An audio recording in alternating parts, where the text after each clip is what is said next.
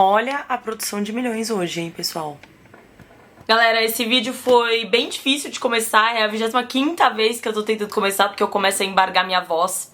Alguns de vocês já devem ter me visto por aqui falando de Anéis de Poder, ou não, oi, pra quem não. Meu nome é Giovana e eu crio conteúdo aqui na Uma Geek Me Disse, não só no YouTube, como também no Instagram e no TikTok. Na verdade, o meu carro-chefe sempre foi o Instagram, mas por conta de Anéis de Poder, eu acabei, entre aspas, viralizando um vídeo. E a partir desse vídeo os meus views cresceram muito, então Anéis de Poder é a grande causa de eu estar investindo cada vez mais no YouTube. E eu sempre fico muito emocionada quando alguma coisa, entre aspas, marca muito a minha trajetória como criadora de conteúdo. Pra quem não sabe, eu era advogada, então nada a ver o que eu tô fazendo aqui com o que eu costumava fazer. E eu acho verdadeiramente que não tem nada melhor do que falar sobre o que ama. E é muito louco pra mim, é inconcebível basicamente pensar que eu literalmente estou falando com pessoas que querem escutar o que eu tenho a dizer. Então eu imagino que talvez às vezes pra vocês seja uma coisa muito automática, deixar um comentário, deixar uma curtida, vocês acham que pode talvez não influenciar em como o criador de conteúdo se sente. Talvez alguns grandes nem se influenciem ou nem, sei lá, se emocionem com esse tipo de acontecimento, mas eu tô no mercado, entre aspas, mercado, há 3 anos e eu ainda me emociono muito com apoio, com mensagens, ainda é muito louco pra mim pensar que tem gente que espera ver um vídeo meu pra ouvir uma opinião minha. E, enfim, eu tô falando tudo isso só pra agradecer vocês por toda essa trajetória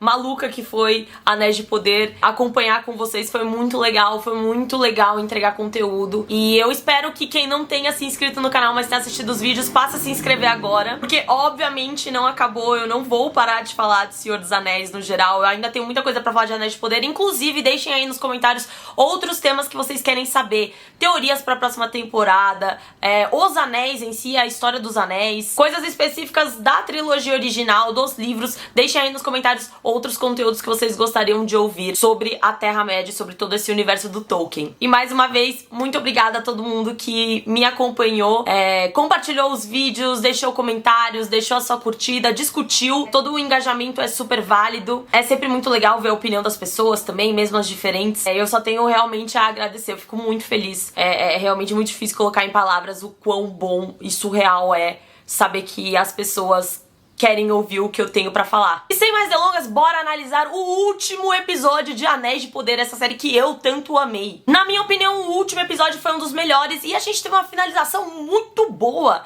pra Anéis de Poder, porque ao invés deles tacarem muito mais mistérios pra segunda temporada, eles acabaram resolvendo o núcleo de mistérios que eles já tinham inserido nessa primeira temporada. Começamos esse episódio com um estranho lá em Erin Galen, também conhecida como Greenwood e futuramente como Mirkwood, a Floresta das Trevas. E encontramos as 3 esquisitonas e, mano, eu juro, não dá pra levar a sério aquelas outras duas. Só a principal gera um mínimo senso de urgência, porque aquelas outras duas, elas estão lá, mano, sei lá o que elas estão fazendo lá. Cortamos pra Galadriel e o Halbrand indo encontrar os elfos pra curar os ferimentos do Rei das Terras do Sul. E a partir dessa cena, começa o caos. Tá tudo sob controle até o momento que a gente vê o Celebrimbor sozinho em uma sala e aí ele vem e me fala: quem está aí? Aí nessa hora, mano, eu nem tanquei. Eu virei pra minha amiga que mora comigo e eu falei: Paloma, quem aparecer agora é o Sauron, minha filha. Fica de olho que quem aparecer nessa sala é o Sauron. E ela, tipo... Aí quem me aparece? Eu só consegui pensar, filho da puta! Aí o desgraçado, ele ainda dá a ideia da forja pro Celebrimbor e mete a frase de milhões: considere isso um presente! Eu peguei a referência. Pra quem não assistiu os meus outros vídeos, eu explico que na história original, quando Sauron ele retorna e passa a tentar convencer os elfos a forjar os anéis, ele volta como a personificação do Anatar, que é um elfo bonitão que acaba manipulando geral. E ele também é conhecido como o Senhor dos Presentes, por ter esse carisma, né? Um cara que presenteia geral, tem uma presença lá, bonitão. Então essa frase, considerar isso um presente, é uma grande referência pra quem tá situado na obra original. Agora, uma pequena análise, breve análise, pra estabelecer um ponto aqui. Sabe o que me irrita? O ser humano. O ser humano me irrita. Você acredita que agora tá todo mundo puto que o Halbrand é o Sauron? Como assim, mano? Se metade do mundo teorizou isso, é porque minimamente fazer sentido, cara. É porque construíram detalhes ao longo da série que nos levaram a pensar nisso, né? E além de que, eu não sei vocês, mas até os 45 do segundo tempo, eu estava me questionando ainda. Eu tava gostando do Halbrand, eu não tava tendo o discernimento necessário pra ter a certeza, bater um martelo de que ele era realmente o Sauron. Eu cheguei a cogitar ainda que pudesse ser o cara do meteoro. Real! Cogitei. Então assim, foi mal, mas vocês só sabem reclamar, cara. Ninguém tinha certeza absoluta de nada até o episódio 6 e 7. Agora tá geral ouvindo falar que é tosco, sendo que passou a temporada inteira teorizando que poderia ser ele. Se teorizou, é porque fazia sentido, né? Pelo amor de Deus. Ou teorizou de trouxa. Geral Antanar agora. Falando em Antanar, né, vamos falar uma coisinha sobre o Anatar, aproveitar essa deixa. Muita gente virou e falou que não tem nenhum sentido o Halbrand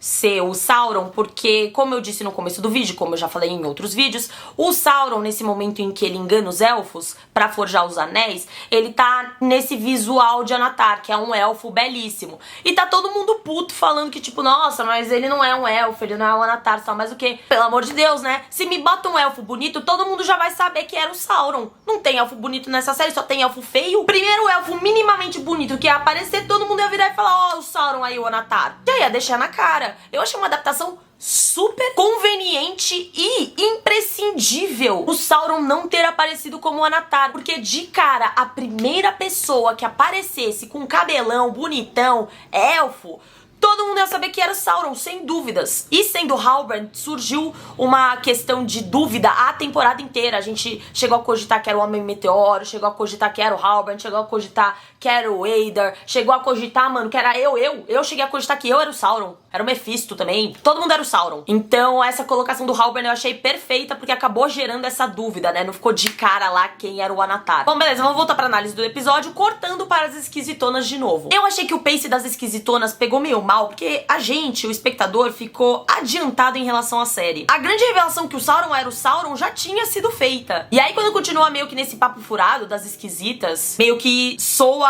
nada com nada, porque a gente já sabe que elas estão erradas. Mas confesso que eu ainda tava meio confusa, eu ainda tava meio dividida entre acreditar que era o Sauron ou não. Inclusive, cheguei a teorizar, né, pensar que o Sauron tivesse sido dividido em dois. Muita gente tava pensando isso, que ele pudesse ter sido dividido em dois e a parte, entre aspas, mágica dele e pura estava presa no Homem-Meteoro e a parte dele, má e sem mágica, estava presa no Halbrand. Mas enfim, eu já desisti disso, né, dessa teoria completamente maluca, e assumi que essas três esquisitas erraram mesmo. O que me faz pensar que, na verdade, elas foram inúteis pra série inteira. Mas beleza. Elas devem ter totalizado uns 7 minutos de cena vagando pela Terra-média atrás de um cara que elas pensavam ser uma coisa e, na verdade, era outra. Parece eu atrás do meu ex. Apesar disso, elas acabam sendo essenciais pra gente descobrir um pouco mais sobre quem o estranho é. Também por protagonizar uma cena de batalha super irada com um uso de CGI impecável. As esquisitas, elas se referem ao estranho como Istar. Pra quem não sabe, o Gandalf é um Istari. Nos últimos vídeos eu me referi ao Gandalf como Maiar o tempo inteiro. E tá certo, ele realmente é um Maiar, mas também existe a nomenclatura de Istari, que é um grupo de magos dentre os Maiar que possuem aspecto semelhante a dos homens. Inclusive, eles são maiores em forma corpórea. Foram enviados 5 Istari pra ajudar o povo da Terra-média a derrotar o Sauron, e alguns deles, como Radagast, Saruman e Gandalf, nós conhecemos muito bem. Por um momento, durante esse diálogo com as esquisitas, eu pensei que o estranho pudesse ser o Tom Bombadil. Eu juro, eu sei que eu zoei isso, mas eu pensei. Quando elas citam a constelação da aba do eremita, eu tinha certeza que era o Tom Bombadil, visto que nas cartas de tarô, o eremita é diretamente ligado ao personagem do Tom Bombadil. Mas muitos outros elementos nos entregam que é o Gandalf mesmo. O cajado, a postura, o fato que foi chamado de Istar, as frases iguais, como siga o seu próprio nariz, enfim, é o Gandalf. Muita gente comentou que isso tá errado porque o Gandalf chega na Terceira Era, mas tem muitos relatos de que alguns Istari, eles chegaram na Terra-média, vagaram meio que na Terra-média durante a Segunda Era, mas marcando presença, entre aspas, somente na Terceira. Aí meio que a chegada oficial é tratada como Terceira Era, mas por conta desses relatos de que eles vagaram durante a Segunda Era, esse seria o momento oficial que eles chegaram. Bom, beleza. A gente corta pra uma parte chatíssima cima da Miriel com o Elrond, nem prestei atenção. E eu vou dispensar análises porque, em suma, chato e sem acréscimo. Tirando pelo fato de que quando eles chegam em Númenor,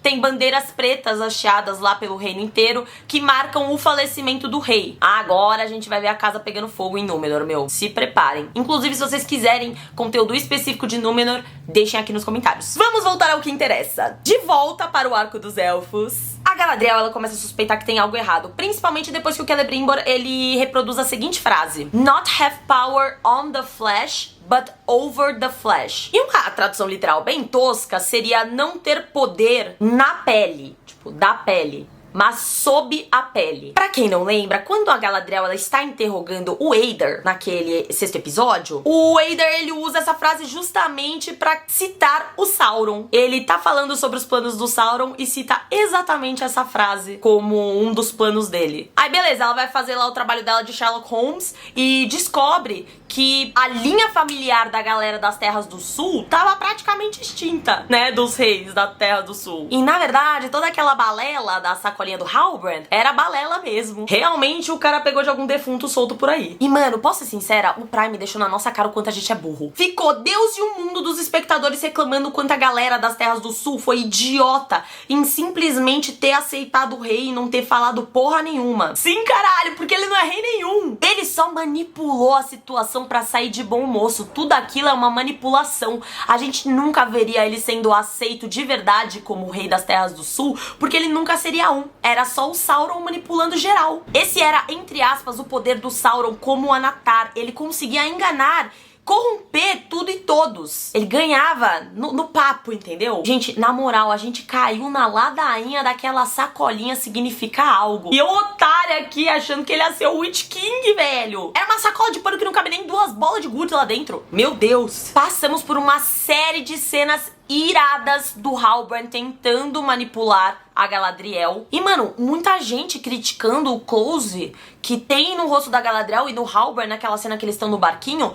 Cara, eu não entendi a crítica dessa cena, porque eu amei essa cena. Inclusive, eu fiquei morrendo de medo, cagaço, tanto da Galadriel como do Halbrand. O Halbrand acaba falando algumas coisas que pegam bastante no psicológico da Galadriel, meio que come a mente dela, que é principalmente o fato de que se ela contar pra alguém que ele é o Sauron, geral vai vê-la com maus olhos. Tipo, ela simplesmente colocou o Sauron, a maior ameaça da Terra-média, em solo sagrado dos elfos, tá ligado? Confiou nele, batalhou ao seu lado, salvou o cara, enfim. Um caos atrás do outro por conta da Galadriel. Isso com certeza pesou muito pra ela na balança e fez com que ela não revelasse nem ao Celebrimbor, nem ao Gil-galad, nem ao Elrond que o Halbrand é o Sauron. A penúltima cena que nós temos nesse episódio é a finalização, entre aspas, do arco dos pés peludos. Agora, o arco do grupo inteiro vai se tornar uma coisa única entre a Nori e o Gandalf. Eu imagino que nessa trajetória a gente vai encontrar alguns nomes e rostinhos familiares, como Radagast, Saruman e mesmo os Magos Azuis. Existem algumas teorias que estão falando que a Nori, nesse meio do caminho, provavelmente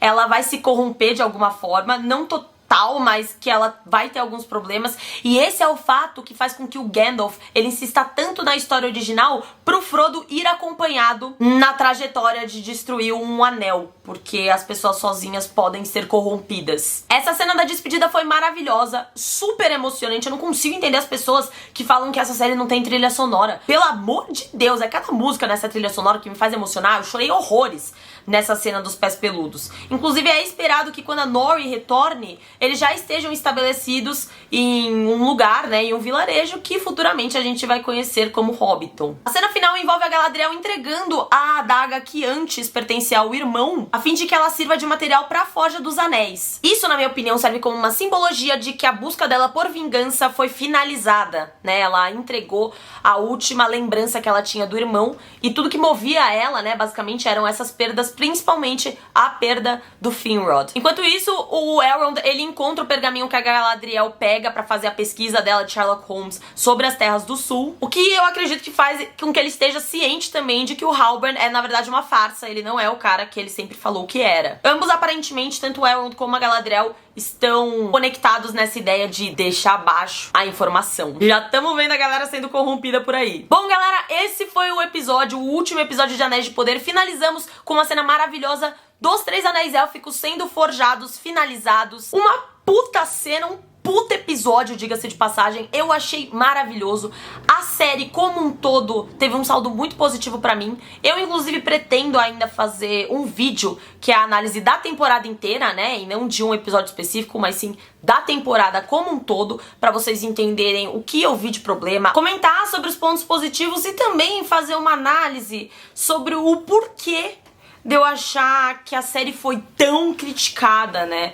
Fazer uma análise minuciosa sobre tudo que a série apresentou em comparação com outras séries de fantasia e o porquê eu acho que as pessoas fizeram esse review bomb, né? Que é metralhar a série de uma forma que ela chegou a ter uma nota pior do que Esquadrão Suicida. Bom, pessoal, é isso. Eu espero que vocês tenham gostado da maratona de Anéis de Poder, mas saibam que eu vou continuar entregando vídeos, não só de Anéis de Poder, mas também nessa temática da Terra-média, mas de outros assuntos também. Eu espero que vocês continuem acompanhando a Uma Geek Me Disse, continuem aqui escutando o que eu tenho pra falar, o que eu tenho pra recomendar, o que eu tenho pra criticar. Mais uma vez, obrigada a todos que participaram dessa trajetória comigo. E pra quem não participou, eu convido vocês a se inscreverem no canal pra participar das minhas próximas trajetórias. Obrigada mesmo, gente. Um beijinho e a gente se vê nos próximos vídeos.